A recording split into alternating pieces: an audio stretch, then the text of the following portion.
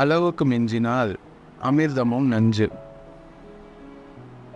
அளவுக்கு மிஞ்சினால் அமிர்தமும் நஞ்சுன்னு சொல்லுவாங்க. அது உண்மைதான். ஒருத்தருக்கு அளவு மீறி புகழ் வந்துச்சுன்னு வச்சுக்கோங்க, அது கூட ஆபத்தாக போயிடுறது உண்டு. பழங்காலத்தில் எல்லாம் கிரேக்க தேசத்தில் ஒரு பழக்கம் இருக்குது. அதாவது யாராச்சும் ஒருத்தரை நாடு கடத்தணும்னா அதுக்கு ஒரு வழி இருக்குது. அதாவது யாராச்சும் ஒருத்தரை நாடு கடத்தணும்னு மக்கள் முடிவு பண்ணிட்டாங்கன்னு வச்சுக்கோங்களேன், அவர் பேரை ஒரு மண்பாண்ட ஓட்டுச்சில்லில் எழுதி அதை எடுத்து ஒரு குறிப்பிட்ட பொது இடத்துல போட்டுற வேண்டியது. இது மாதிரி பல பேர் போட்டுக்கிட்டே இருப்பாங்க. எல்லாம் அப்படியே குமிஞ்சு போயிடும்.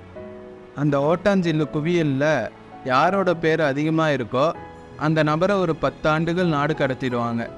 இது அந்த ஊர் வழக்கம். ஒரு நாள் அந்த குவியலுக்கு பக்கத்தில் ஒரு ஆள் நின்றுட்டு இருந்தாராம். அவர் கையில் ஒரு ஓட்டாஞ்சில்லை வச்சுருக்கார். அதில் யாரோட பேரையும் எழுதி அந்த இடத்துல போடணும்னு அவர் ஆசை. ஆனால் அவர் படிக்கலை, அதனால எழுத தெரியல.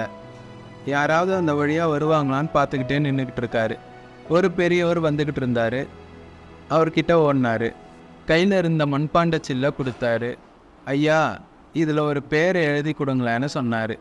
அந்த பெரியவரும் அதை வாங்கி கையில் வச்சுக்கிட்டு என்ன பேர் எழுதணும்னு சொல்லு அப்படின்னார். இவர் சொன்னார், அரிஸ்டாடிஸ் அப்படின்னு எழுதுங்க அப்படின்னார். இதை கேட்டதும் அந்த பெரியவருக்கு அதிர்ச்சி. ஏன்னா அவர் தான் அரிஸ்டாடிஸ், தத்துவ மேதை அரிஸ்டாடிஸ் அவர். இருந்தாலும் நான் தான் அரிஸ்டாடிஸ்னு காட்டிக்காம அந்த ஆள்கிட்ட கேட்டார், அது சரிப்பா, அரிஸ்டாடிஸுங்கிற பேரை எழுத சொல்கிற, அவர் உனக்கு என்ன கெடுதல் பண்ணார், அவர் பேரை இதில் எழுத சொல்கிறியா அப்படின்னு கேட்டார். அதுக்கு இவர் சொன்னாராம், அவர் எனக்கு எந்த கெடுதலும் பண்ணலை, அவரை நான் பார்த்தது கூட இல்லை அப்படின்னு சொல்லியிருக்கார். அப்புறம் எதுக்கு அவரை நாடு கடத்தணும்னு நீ ஆசைப்படுற அப்படின்னு கேட்டிருக்கார்.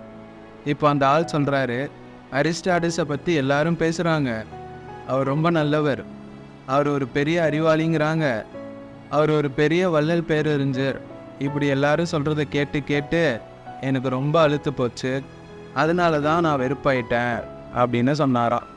இதிலிருந்து என்ன தெரியுது? நாம் நல்லவனாக இருக்கிறதுனால ஒரு இடைஞ்சலும் இல்லை.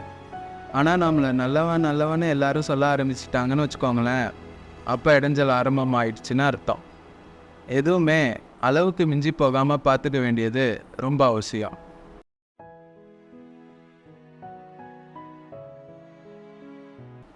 முயற்சி திருவினையாக்கும். ஒரு பெரிய காடு, அதில் ஒரு குட்டி சிங்கம் வாழ்ந்து வந்துச்சு.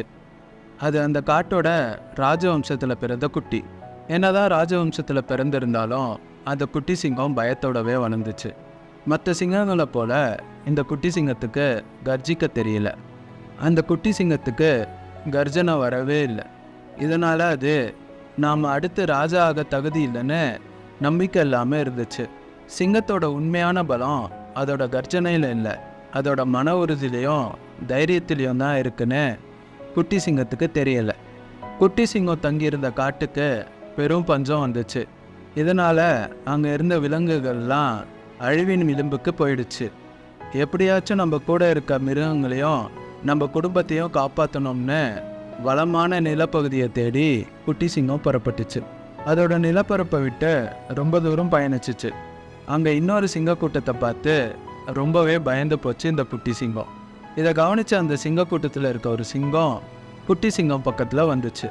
உன்னை பார்த்தாலே ரொம்ப பயந்து போயிருக்கன்னு தெரியுது, இவ்வளோ பயத்தோட எதுக்கு இப்படி தனியாக சுற்றிட்டு இருக்க அப்படின்னு கேட்டுச்சு. அதுக்கு குட்டி சிங்கம் தன்னோட நிலம் வறண்டு போனதை பற்றியும் தனக்கு கர்ஜனையே வரமாட்டேங்குதுன்றதை பற்றியும் அந்த சிங்கத்துக்கிட்ட சொல்லிச்சு. அந்த சிங்கம் குட்டி சிங்கத்தை பார்த்து நல்லா வாய் விட்டு சிரிச்சிச்சு. அட, இதுதான் உன்னோட பிரச்சனையா? கர்ஜனைங்கிறது வெறும் ஓசை தான். உன்னோட நண்பர்களையும் குடும்பத்தையும் பாதுகாக்க வளமையான நிலத்தை தேடி தனியாக வந்த உன்னோட துணிச்சல் தான் உன்னோட குடும்பத்தை வழி நடத்தும். சரியான நேரத்தில் உனக்கு கர்ஜனை செய்ய வரும் அப்படின்னு சொல்லிச்சு. இதை கேட்ட குட்டி சிங்கத்துக்கு புது உற்சாகம் வந்துச்சு. வளமையான நிலத்தை தேடி தன்னோட பயணத்தை தொடர்ந்துச்சு. கொஞ்ச நாள் கழித்து ஒரு செழுமையான நிலத்தை கண்டுபிடிச்சிச்சு. இங்கே எல்லாரையும் அழைச்சிட்டு வந்துடணும்னு உடனே கிளம்பிச்சு. அங்கே போய் சேர்ந்தாதான் தெரியுது தன்னோட குடும்பத்தை வேற ஒரு சிங்கக்கூட்டம் தாக்கிக்கிட்டு இருக்குன்னு. எப்படியாச்சும் உதவி பண்ணணும்னு குட்டி சிங்கத்தோட மனசு துடிச்சுது. குட்டி சிங்கம் தைரியத்தை வர வச்சுக்கிட்டு அந்த எதிரி கூட்டத்துக்கு முன்னாடி வந்து நின்றுச்சு. இதை பார்த்த குட்டி சிங்கத்தோட குடும்பத்துக்கு ஒரே ஆச்சரியம். குட்டி சிங்கம் எதிரி கூட்டத்தை பார்த்து ரொம்ப கோபத்தோட கர்ஜனை எழுப்புச்சு.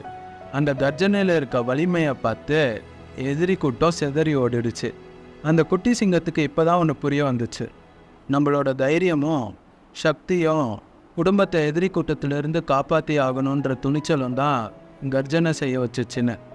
இந்த மாதிரி தான் நாமளும் நமக்கு ஒரு விஷயம் வரலனா எனக்கு ஏதோ தெரியலை வரமாட்டேங்குதுன்னு சோர்வடையக்கூடாது. தைரியமாகவும் துணிச்சலாகவும் அந்த விஷயத்தை முயற்சி செஞ்சுக்கிட்டே இருந்தீங்கன்னா கண்டிப்பாக அது உங்களையே அறியாமல் உங்ககிட்ட வந்துடும். முயற்சி பண்ணுங்கள், முயற்சியை விட்டுறாதீங்க. முயற்சி திருவினையாக்கும்.